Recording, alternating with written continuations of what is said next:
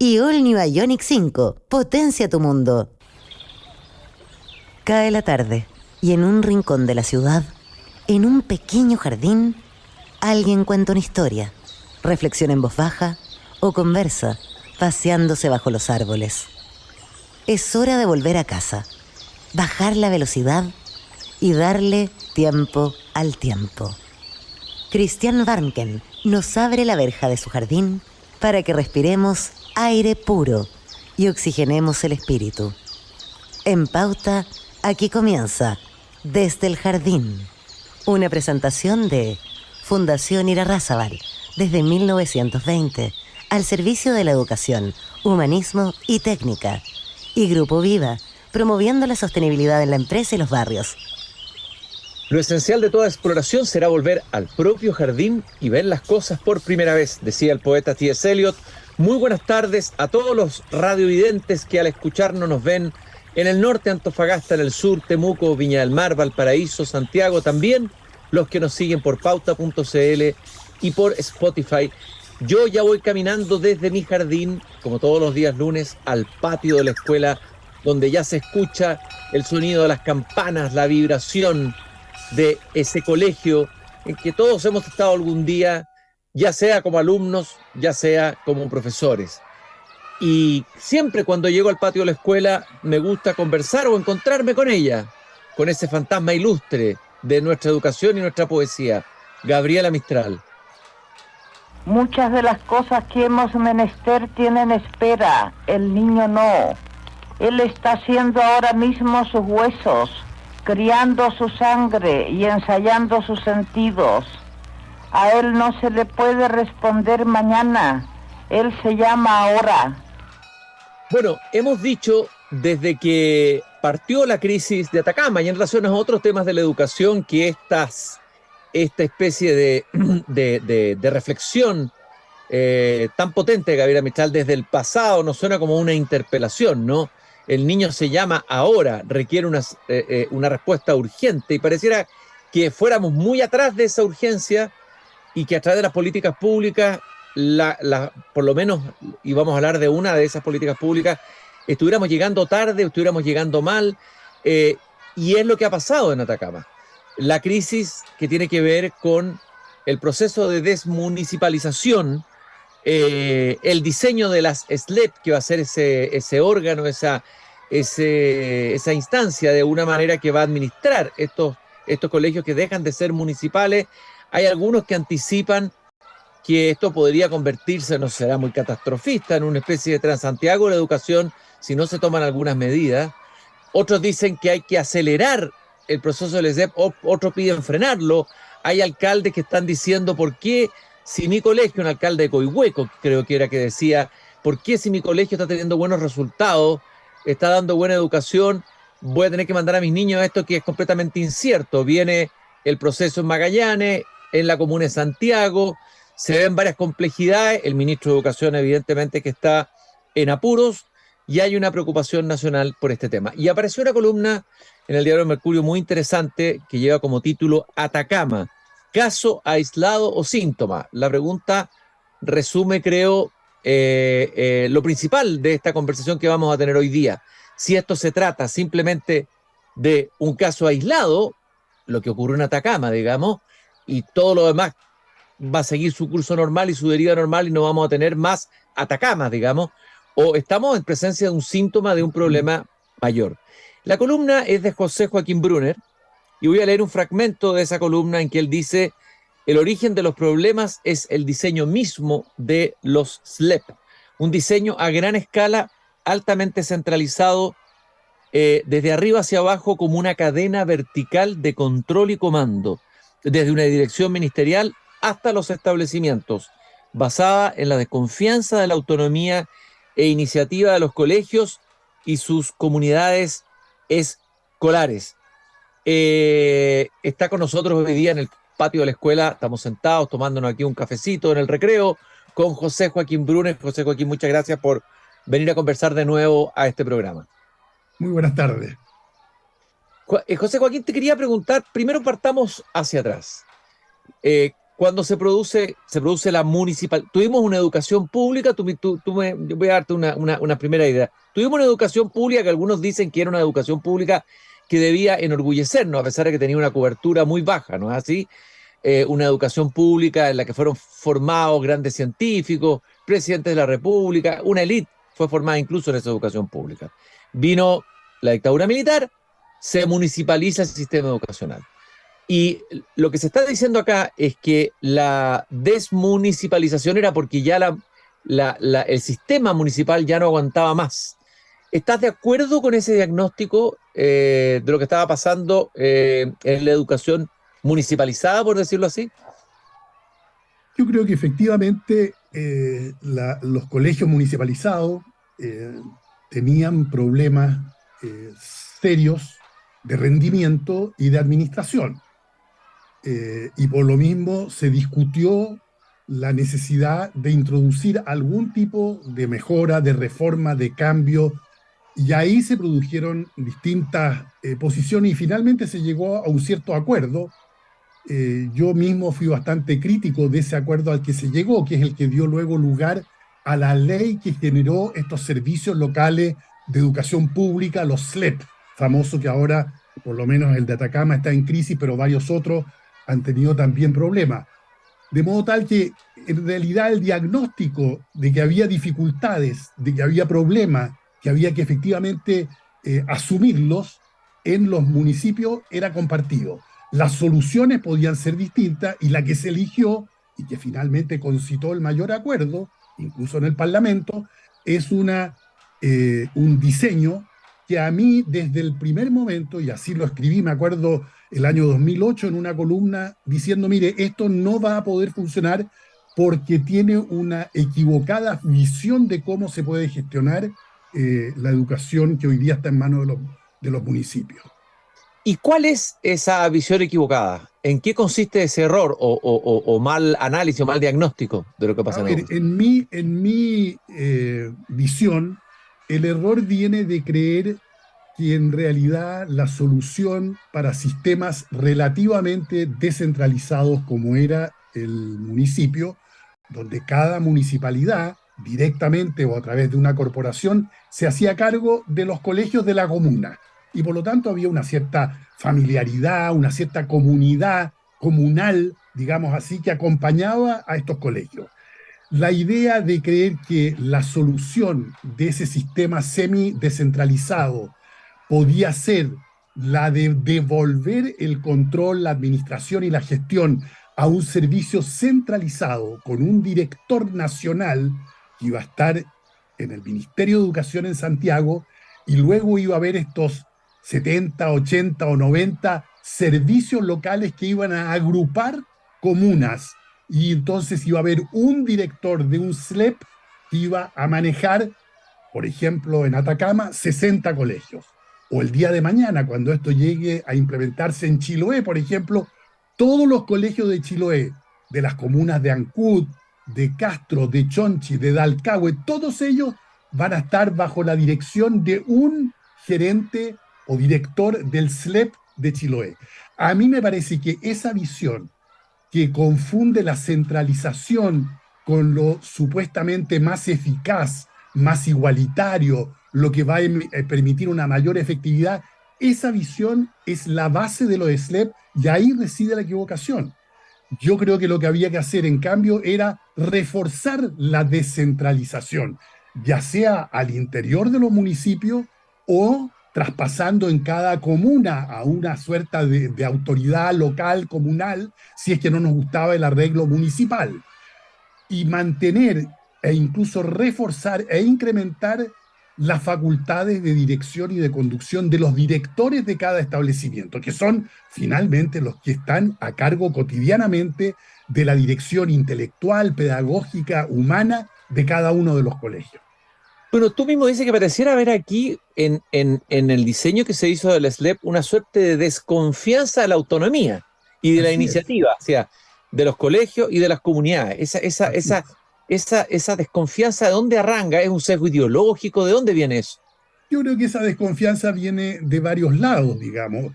Hay una visión digamos, en el país y en algunas otras partes del mundo también, que en general piensa que la iniciativa desde la sociedad civil, sea privada o pública, sea a través, no sé, de organismos no gubernamentales, de colegios privados, pero también de colegios municipales o de fundaciones públicas, etcétera, toda iniciativa que viene de abajo hacia arriba genera cierta desconfianza. Lo que hay detrás de eso es la idea de que en realidad si las cosas se generan así, van a ser, como de hecho son, heterogéneas, van a representar cada una cierta idiosincrasia, una cierta pluralidad de valores, y que en realidad lo que las sociedades necesitarían es todo lo contrario, una visión lo más uniforme posible, porque eso va a asegurar la homogeneidad de los servicios públicos y va a hacer posible una mayor equidad, una mayor igualdad. Esa es una visión, es una especie de prejuicio, digamos, que no se justifica a la luz de la evidencia disponible. Al final, entonces, tenemos una visión de mundo no necesariamente basada ni en la evidencia ni en la experiencia histórica, pero muy arraigada en Chile de la mayor centralización posible, y otra que podría en el extremo ser una especie de anarquismo liberal o libertario, como se suele llamar ahora, que es aquel que cree que en realidad no se requiere ningún tipo de comunidad. Lo que se requiere es un mercado que funcione bien, al cual concurran los individuos y la familia para obtener educación. Entonces, esos son los dos extremos que se generan mutuamente desconfianza. Ya hay desconfianza en la iniciativa privada desde el Estado, y sabemos bien, hay una desconfianza arraigada en ciertos sectores chilenos de la iniciativa privada en contra del Estado, no entendiendo que el Estado tiene un papel que cumplir en función del bien común, sino creyendo que cualquier intervención del Estado es la intervención de un leviatán, de un monstruo, digamos, que termina devorándoselo todo. Estoy conversando y paseándome aquí en el patio de la escuela con José Joaquín Brunner. Estamos conversando sobre la crisis de Atacama y las posibles crisis sucesivas que podrían ocurrir en otros lugares del país. A ver, ¿cuáles son los problemas que ha manifestado este diseño? ¿Cuáles son los síntomas de esta crisis? Si uno tuviera que hacer un diagnóstico, tú, por ejemplo, creo que hablas en tu artículo de la rigidez de las reglas presupuestarias, de la sobrecarga administrativa del proceso. ¿Cuáles son los problemas que estamos viendo y que están apareciendo en esta crisis? Mira, yo estuve Más la semana importante, pasada totalmente con independencia de la crisis del SLEP de Atacama, por una invitación que ya tenía varios meses. Fui la semana pasada a Copiapó y estuve con la comunidad educacional, fundamentalmente directores de colegios, profesoras, profesores, celebración de un director muy notable de colegios en el norte de Chile que ha dirigido colegios en Antofagasta y ahora últimamente también en los últimos 10 años en Copiapó, y que estaba, digamos, celebrando un libro donde él trata de transmitir su experiencia como director de colegios en Chile. Bueno, ¿y qué es lo que ve uno ahí? Ahí uno ve la realidad de estas cosas. Los colegios que dependen de un SLEP tienen por encima suyo una gran burocracia. Hay un SLEP que tiene alrededor de 70 personas, donde hay un director y una cantidad de departamentos. El director del colegio, cuando se le echa a perder un enchufe o tiene que comprar un repuesto para el computador, tiene que hacer una cantidad de trámites inconmensurables, inmanejables, que hace que las cosas empiecen a acumularse, que no se solucionen, que los baños se echan a perder. Bueno, y como llevan ya no un mes, ya no 6 meses, sino un par de años en estado de deterioro permanente, entonces tú empiezas a tener graves problemas de infraestructura, graves problemas de mala administración en cada colegio, pero no porque el director y su equipo no tengan las capacidades, sino que porque chocan con una burocracia a nivel del SLEP primero, a nivel provincial luego, porque también están relacionados con los famosos DEPROF, con las direcciones provinciales de educación, y tienen que también entenderse con el CEREMI de educación. Y finalmente, cuando el problema es mayor, pasa lo que pasó acá, que llegan a Santiago, ¿no? Y los profesores terminaron viniendo a Santiago a negociar con el director nacional de todos los SLEPs. Y eso que tenemos hoy día nada más que 11 SLEP funcionando. Imagínate lo que va a hacer esto cuando tengamos todos los SLEP a lo largo del país, ¿no? Que algo que debiera ocurrir en los próximos años. Ahora se está discutiendo si postergar o por lo menos lentificar o ralentizar el proceso, pero en realidad nada vamos a poder avanzar en términos de atrasar decisiones si no hacemos la única decisión que no podemos atrasar, que es revisar el diseño, hacer una buena y seria evaluación independiente que responda a la pregunta que tú acabas de hacer. ¿Dónde efectivamente están los problemas? Ya hay problemas de gestión, hay problemas con los profesores, hay problemas en el traslado desde el municipio a los SLEP. Es decir, hay, y están observados, hay un consejo independiente que se creó con la ley, donde hay gente que son muy favorables a los SLEP, incluso algunos probablemente de los creadores de los SLEP, los creadores, digo, intelectuales, académicos, y hay quienes tienen una visión más bien crítica. Y sin embargo, en su conjunto, este consejo se ha puesto de acuerdo periódicamente en ciertos informes donde dice, mire, estamos, Ministerio de Educación, ponga atención porque estamos enfrentando en los SLEP todos estos problemas. Y varios de los que terminaron explotando ahora en el caso de Atacama, efectivamente uno pudo haberlos previsto perfectamente con toda la información que ahí había. Bueno, después de la descripción que tú has hecho de la burocracia que tiene que enfrentar un director de escuela para cambiar el vidrio o para mejorar los baños, uno empieza a entender, no digo justificar este miedo al Leviatán, ¿no? Digamos el Leviatán chileno o kafkiano, diría yo, ¿no? De la burocracia. Eso debe ser tremendo para el que intenta hacer un buen proyecto educativo, un director como el que tú acabas de decir en Copiapó, los que están tratando de hacer bien su trabajo, su pega, digamos, y se enfrentan con esta burocracia kafkiana, ¿no? Así es, y en las cosas más propias del colegio, todo lo que tiene que ver, vamos a decir, entre comillas, con la administración del personal, porque finalmente un colegio es una comunidad y son profesionales que ahí trabajan, quienes realmente llevan la vida cotidiana y enseñan las distintas materias y asignaturas son profesionales formados en una carrera de más de 5 años, que luego varios de ellos además han hecho diplomas, han hecho postítulos, han hecho algunas veces maestría. Es decir, es una comunidad muy compleja la de cada colegio. Y ahí está parte del problema del diseño, la idea de que eso podía ser manejado centralmente, no en términos de los 10, 20 o 15 colegios que podía tener una comuna relativamente pequeña, como son estas en el norte, sino que mejor era juntar todo, porque podría haber una cierta de economía de escala. O sea, estábamos actuando con criterios supuestamente progresistas, pero calculando con la calculadora económica, diciendo, no, en realidad sería más racional juntar todo esto para que realmente esto se pueda manejar desde arriba como una suerte de industria moderna. Todo eso son equivocaciones y en realidad debiéramos volver a replantearnos el problema, pero mirándolo desde abajo. ¿Quién necesita un colegio en cualquiera de estas provincias, en Huasco o comuna, en Huasco o en Copiapó, o en cualquiera de ellas que sea, y el día de mañana esta que yo nombraba en Chiloé? ¿Qué es lo que necesitan los colegios para poder funcionar bien? Y lo más que necesitan es autonomía y apoyo. Y la autonomía tiene que ser reconocida por la ley y por todo el sistema, y el apoyo es fundamentalmente lo que tiene que proveer el Estado.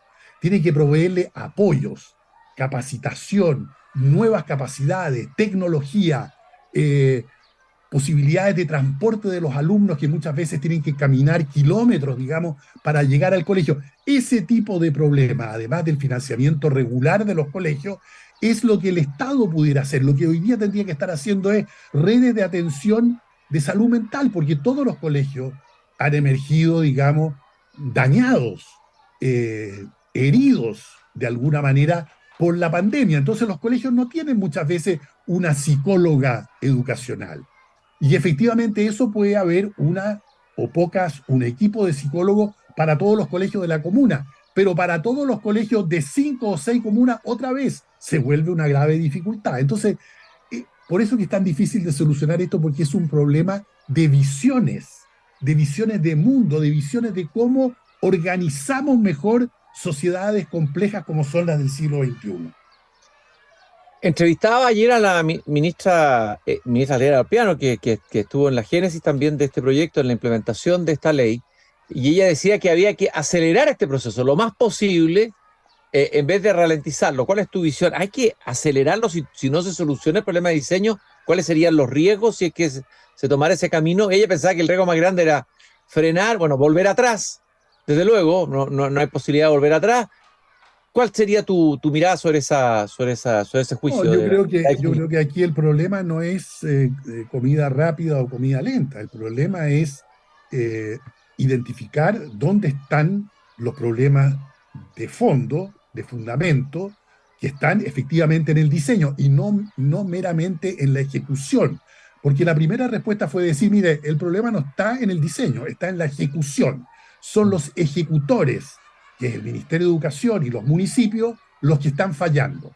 Pero en realidad ejecutar este diseño es lo que lleva a los problemas y por lo tanto no se trata de acelerar ahora, lo único que vamos a crear es acelerar las crisis, es decir, las vamos a multiplicar y en vez de tener un SLEP con, fíjate tú lo que esto significa, esto no significa un problema cualquiera, significa 70, van a ser 80 días de cierre si es que el 20, como prometieron los profesores de Atacama, volvían a clases. 80 días encima de todos los cierres de colegios que tuvimos durante la pandemia. Entonces, acelerar sin revisar bien qué podemos hacer para que no sigamos reproduciendo los problemas, efectivamente lo que vamos a hacer es acelerar la crisis y acumularla en distintas partes del país. Y de repente vamos a tener el norte, el centro y el sur con sus SLEP, digamos, teniendo el tipo de problemas que acaba de enfrentar la región de Atacama. Por lo tanto, yo soy partidario de salirme de esa dialéctica de vámonos más rápido o ralenticemos. También salir de la dialéctica de la desconfianza ideológica que tenemos unos con otros, porque la gente que escucha las críticas a los SLEP cree que en realidad son de gente enemiga del Estado y por lo tanto hay que detenerlos porque están tratando de entorpecer al Estado y al gobierno. Cuando en realidad lo que estamos, aquellos que somos críticos, tratando de hacer es simplemente tratar de entender dónde está el problema, tener un buen diagnóstico y luego tener una forma racional y esa lo más eficaz posible para llevar a cabo la descentralización real del sistema. O sea, cuando uno habla de que podría ser esto un Transantiago, la educación pareciera no estar tan lejos, digamos. Si esto se multiplicara, va a ser como un dominó, digo, una caída en cascada de crisis Sí, a lo largo del país. y es una más dramático porque es una especie podría llegar a ser una especie de Transantiago en cámara lenta, porque esto va a ir ocurriendo, porque aun por mucho que uno acelere el proceso, en todo caso tiene 5 a 7 años por delante, si no más. Entonces esto va en cámara lenta, pero dramático también porque en realidad debimos haber aprendido de la experiencia del Transantiago que este tipo de fenómenos que ocurren, que son reorganizaciones a gran escala de un servicio. En Santiago fue poner en 24 o 48 horas en reorganización un sistema que movilizaba diariamente a millones de personas. Y acá se trata de traspasar organismos de una enorme complejidad, que son colegios dependiendo de una municipalidad y profesores que han sido empleados de esos municipios a un régimen completamente nuevo. Es otra vez de gran escala y otra vez con el intento de, en realidad, aumentar la eficiencia a través de la centralización. Cuando lo más probable es que hay un principio en la experiencia hoy día de los estudios y de la experiencia política internacional, que la mayor eficiencia viene precisamente de la descentralización y viene de la autonomía de los colegios y de respetar sagradamente las facultades del director y de su equipo directivo, para que, identificado con su comunidad, con los profesores, que son los profesionales, con los asistentes de la educación que allí trabajan, más con la familia y con todas las fuerzas vivas, como decimos, de la comunidad, efectivamente apoyen a ese pequeño macrocosmos que es cada colegio, ¿no? Y lo que estamos tratando de hacer es completamente en sentido inverso. Y eso es lo que yo creo que nos tiene enredados. José Joaquín, ¿y hay ejemplos en el mundo? Tú hablabas de que la literatura muestra ejemplos donde se dé esta eficiencia en la descentralización, ejemplos en el mundo que sean interesantes de por lo menos mirar y observar, y que no son una especie de ejemplo del neoliberalismo extremo, ¿no es cierto?, como se Bueno, puede decir ideológicamente, sino que incluso al revés, en un cierto sentido. se puede observar particularmente en aquellos países que tienen, digamos así, una organización del sistema similar a la nuestra, es decir, un sistema de provisión mixto pero pagado por el Estado. Ese es el caso típicamente de Holanda, por ejemplo, o de Bélgica. Yo conozco mejor el de Holanda porque he trabajado en Holanda y he estado allá y conozco bien, digamos, su sistema educacional. Y ahí efectivamente existe un grado amplio de descentralización, no solamente para los colegios privados, que son mayoritarios y son la mayor parte a su vez colegios católicos o colegios protestantes o colegios que allá llaman de filosofía, colegios Montessori, colegios Waldorf, etcétera. Todo eso tiene gran autonomía, pero también la educación estatal es municipalizada.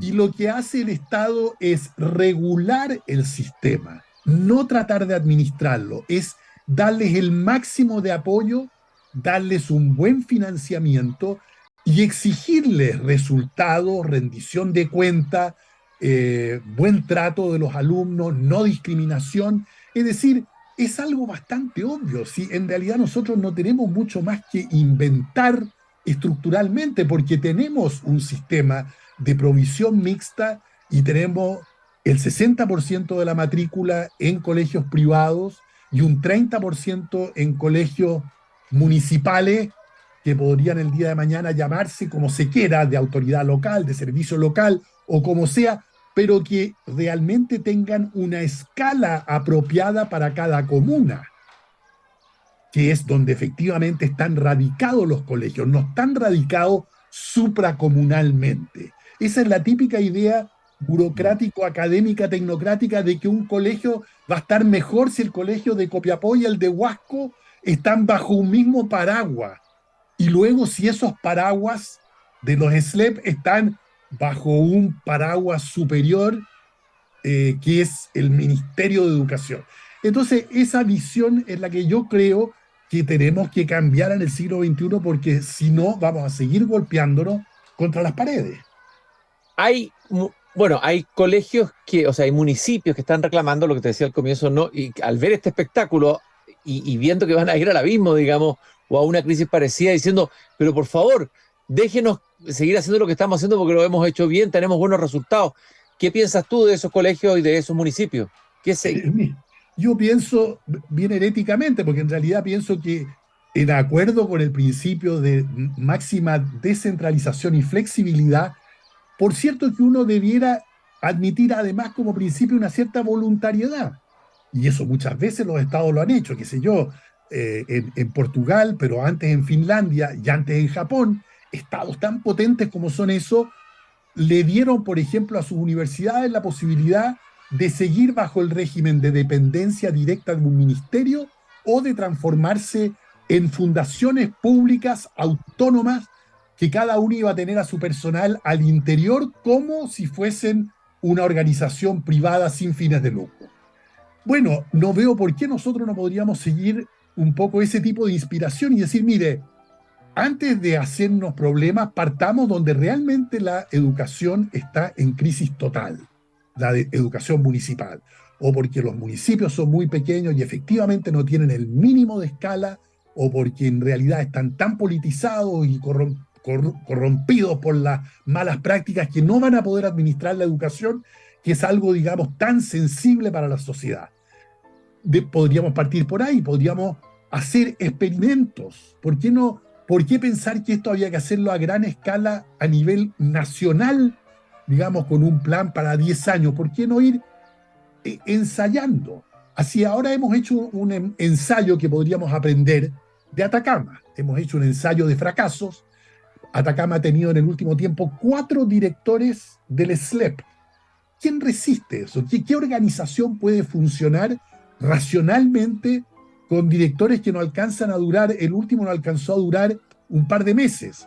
y la recién nombrada ya estaba cuestionada en la zona y en algunos medios a nivel nacional, porque tenía una trayectoria con cierto tipo de revisiones de la Contraloría que la volvían vulnerable.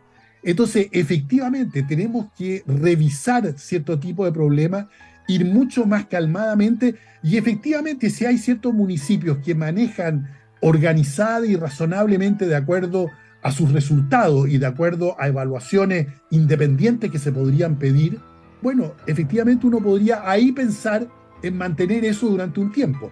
Pero decir esto suena al oído uniformizador de la desmunicipalización terrible, porque suena como querer mantener finalmente a la educación en una estructura que creó el régimen de Pinochet.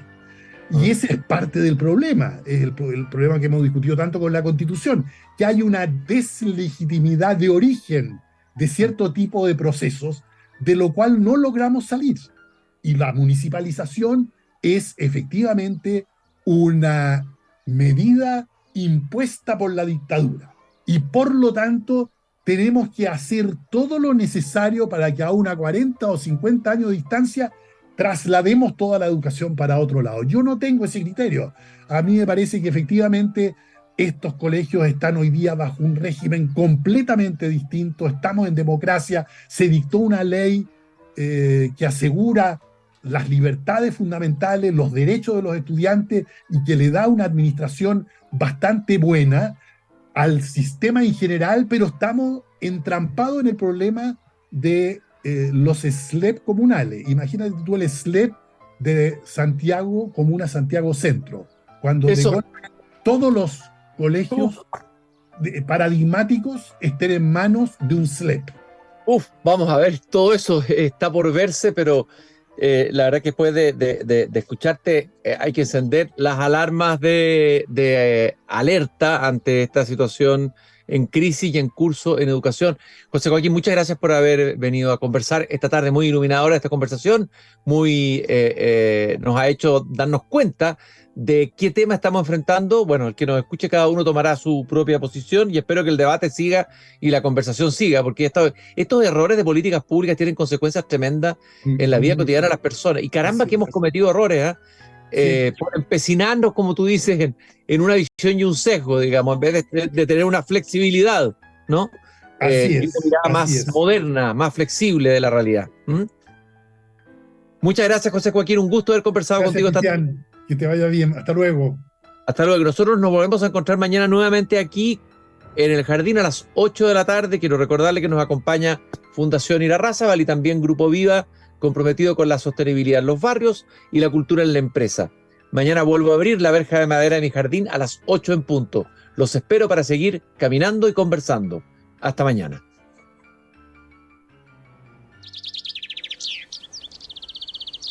Es hora de cerrar la verja de madera del jardín. Pero Christian Warnken la volverá a abrir todos los días de lunes a viernes a las 20 horas